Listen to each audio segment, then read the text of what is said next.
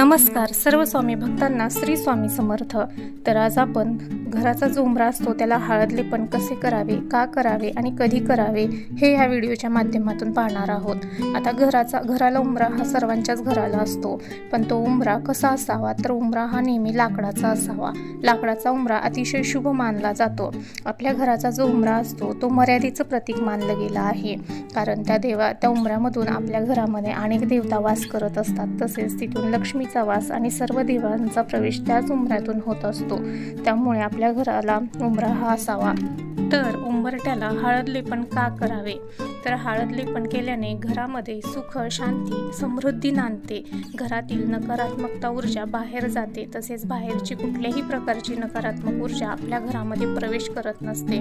तसेच येणाऱ्या जाणाऱ्या लोकांचे जे काही नकारात्मक विचार असतील त्यापासून आपल्या घराचे संरक्षण होत असते। म्हणून उंबरट्याला हळद लेपन करावे। तर हळद लेपन कधी करावे? उंबरट्यावरती हळद लेपन आपण कुठल्याही शुभ दिवशी करू शकता।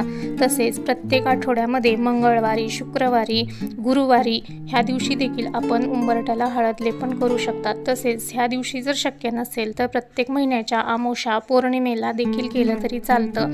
तसेच कुठलाही शुभ दिवस असेल, व्रत, वार, वैकल्य असतील त्या दिवशी म्हणजेच पाडवा, दसरा, दिवाळी अशा शुभ दिवशी देखील घराच्या उंबरट्याला हळद लेपन करावे। चला तर जाणून घेऊयात की घराच्या उंबरट्याला हळद लेपन कसे करावे व त्यासाठी आपल्याला काय साहित्य लागणार आहे ते आपण पाहणार आहोत। तर ह्या ठिकाणी आपल्याला साहित्य लागणार आहे एक बाऊल, त्यामध्ये आपल्याला हळद घ्यायची आहे 1 चमचा ते 1.5 चमचा हळद घ्यायची।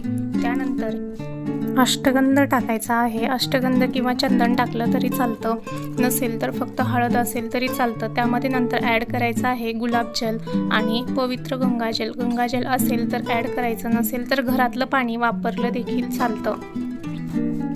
हे आता व्यवस्थित मिक्स करून घ्यायचं। थोडंसं पाणी ॲड करून घ्यायचं आहे आणि व्यवस्थित मिक्स करून घ्यायचं। मिक्स करून झाल्यानंतर ह्यामध्ये आता आपल्याला सर्वात महत्त्वाचं आहे ते गोमूत्र ॲड करून घ्यायचं आहे। जर आपल्याकडे गंगाजल आणि गुलाबजल नसेल तर फक्त गोमूत्र ॲड केलं तरी चालतं। गोमूत्र टाकल्यानंतर हे व्यवस्थित मिक्स करून घ्यायचं आहे। मिक्स करून झाल्यानंतर सर्वात प्रथम आपला जो घराचा उंबरा आहे तो स्वच्छ पाण्याने धुवून घ्यायचा आहे। सर्वप्रथम तो धुवून घेऊन मगच त्याच्यावरती हळद लेपन करायचं आहे। उंबरा स्वच्छ पाण्याने धुवून घेतल्यानंतर तो एखाद्या कपड्याने स्वच्छ पुसून घ्यायचा आहे। उंबरा पुसून झाल्यानंतर आपण जे काही हळदीचं लेपन तयार करून ठेवलं होतं ते आता त्या उंबऱ्यावरती चमच्याने सोडून घ्यायचं आहे। थोडं थोडं करून सर्व बाजूने आपल्याला ते पसरून घ्यायचं आहे। चमच्याने व्यवस्थित पसरून घ्यायचं। चमच्याने पसरून झाल्यानंतर व्यवस्थित हाताने सर्व उंबऱ्यावरती वरच्या बाजूला देखील ते पसरून घ्यायचं आहे, जेणेकरून ते सर्व उंबऱ्याला लागलं पाहिजे। हळद लेपन हे शक्यतो हातानेच करायचं आहे, कारण की असं म्हणतात की उंबऱ्यामध्ये माता लक्ष्मीचा वास असतो। त्यामुळे आपल्या हातामध्ये जर एखादी अशुभ रेषा असेल तर ती शुभ चिन्हामध्ये बदलली जाऊ शकते। त्यामुळे देवाचं कुठलंही कार्य करताना आपण हाताचाच वापर केला पाहिजे। आता तुम्ही बघू शकतात व्यवस्थित सर्व उंबऱ्याला हळद लेपन करून झालेलं आहे। आता ह्या ठिकाणी आता आपल्याला लागणार आहे कुंकू। कुंकू हे आपल्याला ओलं करून घ्यायचं आहे। त्यामध्ये थोडंसं पाणी टाकायचं आहे आणि कुंकू व्यवस्थित ओलं करून घ्यायचं आहे। कुंकू ओलं करून झाल्यानंतर ह्या कुंकवापासून आपल्याला उंबऱ्याच्या मध्यभागी, एकदम मध्यभागी आपल्याला स्वास्तिक काढून घ्यायचं आहे। आता स्वास्तिक का काढायचं आणि मध्यभागीच का काढायचं, तर सगळ्यात मध्यभागी जे स्थान असतं त्या ठिकाणी नरसिंहाचं स्थान असतं असं मानलं जातं। आणि नरसिंह हे महाविष्णूचे अवतार आहेत आणि जिथे विष्णू असतील तिथे माता लक्ष्मी ह्या असतातच। त्यामुळे त्यांचं स्थान म्हणून आपल्याला ह्या ठिकाणी स्वस्तिक काढून घ्यायचं आहे।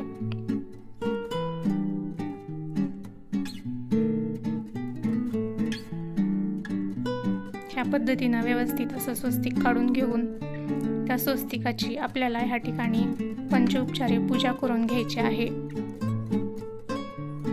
तुम्ही बघू शकताय ह्या पद्धतीने स्वस्तिक काढून घ्यायचं आहे। स्वस्तिकाची पूजा करून घ्यायची आहे। त्यामध्ये सर्वात प्रथम गंध, अक्षिदा, हळदी कुंकू वाहून घेऊन फूल वाहून घ्यायचं आहे। फुलं वाहून झाल्यानंतर उंबऱ्याला धूप आणि दीप ओवाळून घ्यायचा आहे। धूप आणि दीप ओवाळून झाल्यानंतर जो दीप आपण ओवाळलेला आहे तो दीप आपल्याला तिथेच उंबऱ्यामध्ये तेवत ठेवायचा आहे। तर अशा पद्धतीने आपल्याला उंबऱ्याची हळद लेपन करून पूजा करायची आहे।